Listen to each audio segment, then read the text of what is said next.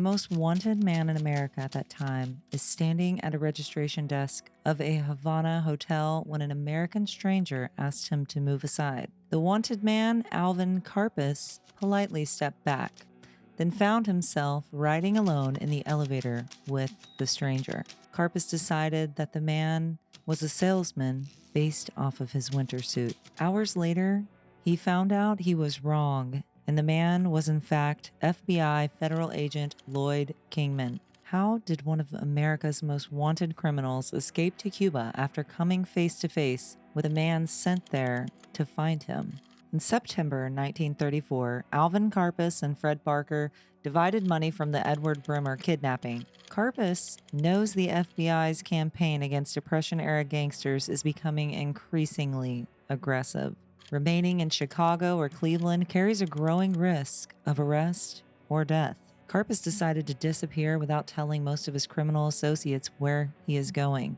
He leaves Chicago with Dolores Delaney, his pregnant girlfriend. They drive towards Florida using aliases and appearing to look like an ordinary couple taking a vacation. Karpis nearly ends his escape before reaching Miami when a Florida state trooper stops him for driving 85 miles an hour. Karpis tells the trooper he is traveling to Miami and questions whether Florida has a speed limit. Instead of inspecting the car or arresting him for reckless driving, the trooper warns him to slow down and lets him leave. The officer has no idea the driver is a wanted kidnapper traveling with weapons and ransom money.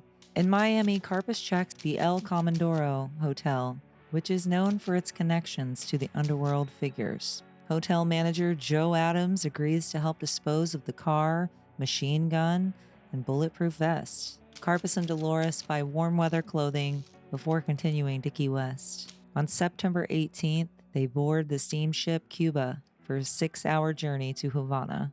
Karpis has escaped the American mainland, but Havana itself is not what he is looking for. He doesn't want casinos, crowds, or nightlife.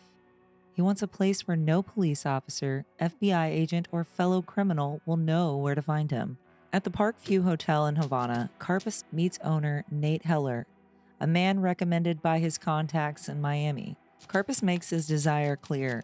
He wants somewhere quiet, isolated, and away from the police. Heller warns him that Cuba is potentially unstable and explained gunfire and violence are very common every night.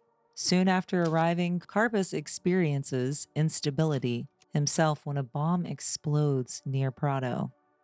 Crowds move towards the explosion, but Karpis runs in the opposite direction because he knows that police will soon fill the area. He has escaped from American crime only to arrive in the middle of Cuban political violence. Heller eventually finds him a 6-room beach house outside of Varadero. The house sits near white sand and blue-green water. It comes with a small motorboat that Karpis uses for fishing. Karpis and Dolores spend their days walking the beach, gathering seashells, eating, and relaxing. They hire domestic help, none of whom speak English enough to ask dangerous questions. For approximately a month, Karpis appears to have obtained exactly what he wanted. For the first time in years, he is not planning a kidnapping, studying a bank, or watching for federal agents. He begins believing that he may have successfully disappeared. But Karpis has not escaped his reputation. His face is appearing in magazines, his ransom money is circulating internationally, and the FBI is beginning to look beyond the United States. During a trip to Havana, Karpis visits George's bar using the name Mr. Wagner. The proprietor's wife shows him a detective magazine containing a photograph of the Barker Karpis Gang. She studies the photograph and then studies Karpis.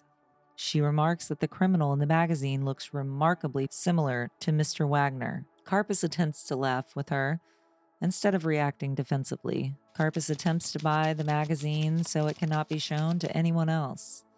The woman refuses because she wants to show the resemblance to her friends. The bar owner recognizes the danger and pressures her to take Karpis's money. Karpis escapes the counter, but he knows that his face alone could expose him. News from America reaches Karpis through the radio. He learns that pretty boy Floyd has been killed. A short time later, Babyface Nelson is also killed after a confrontation with federal agents. These deaths tell Karpis that the FBI is no longer merely building criminal cases. The men who once dominated the newspapers are being captured or killed, one after another. Karpis realizes that remaining there eventually may be as dangerous as returning to America. At a Havana branch of the Royal Bank of Canada, Karpis exchanges a $1,000 bill. He notices that some of the smaller bills he receives carry Minneapolis Federal Reserve markings.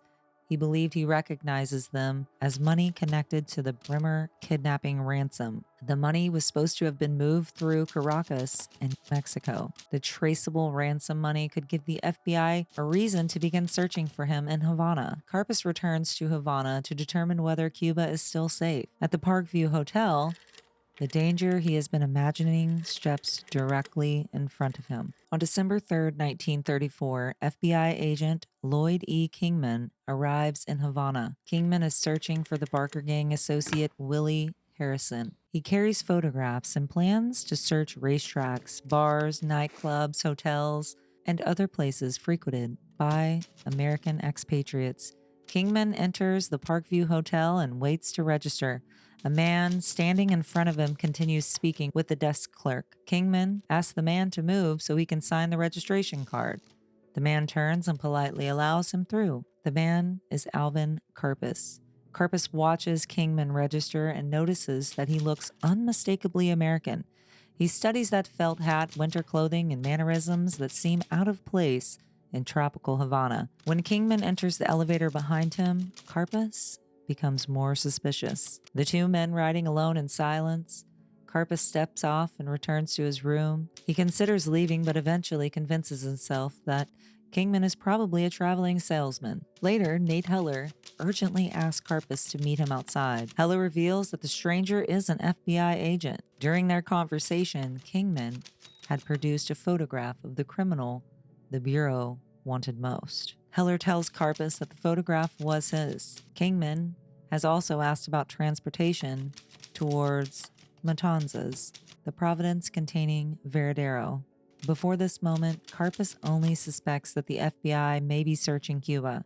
Now he knows that an agent carrying his photograph is moving toward the area where Dolores is eating in their beach house. Karpis has spent months trying to disappear. Now, he only has hours to abandon everything before Kingman reaches Varadero. Karpis leaves Havana immediately and drives through the night towards Varadero.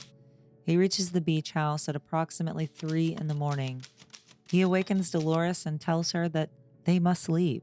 They do not explain their departure to the servants. At dawn, the quiet life they had built is abandoned. Karpis drives Dolores directly to the Havana airport because she is heavily pregnant.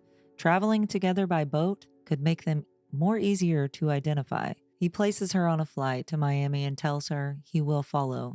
Karpis remains in Havana briefly to determine how close the FBI is and whether the agents are arriving from the United States. The next morning, he goes to the docks and boards the steamer for Key West. He watches the passengers and studies the crowd for police officers.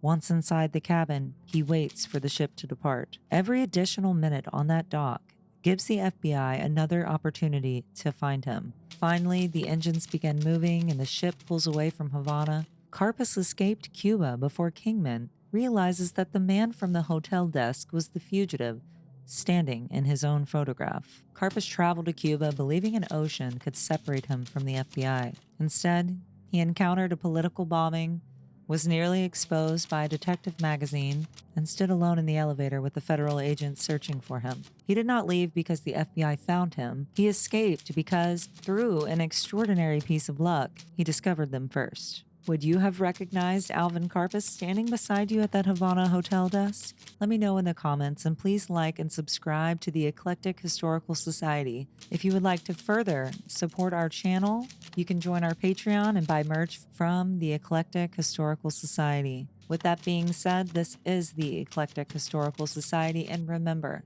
history is lost if it is not repeated.